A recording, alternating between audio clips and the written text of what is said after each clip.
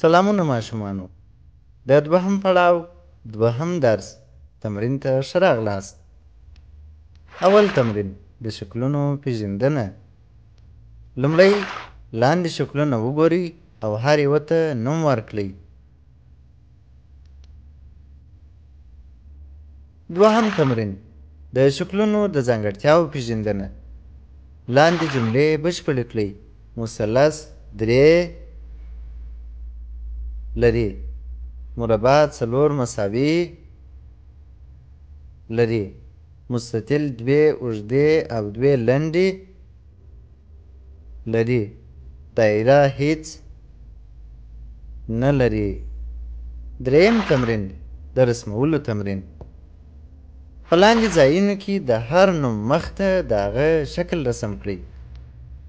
مثلث، مربع، مستطیل، دایره. څلورم تمرین د شکلونو پرتله کول. لاندې دوه شکلونه پرتله کړئ او توپیرونه یې بیان کړئ.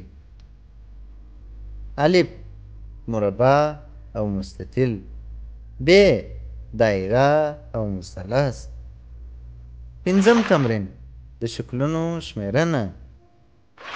لاندې انځور وګورئ او ووایاست چې څو مثلثونه، څو مربعګانې، څو مستطیلونه او څو دانې دایرې پکښې دي.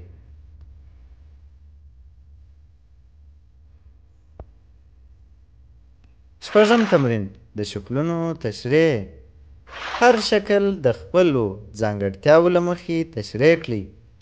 الف مثلث،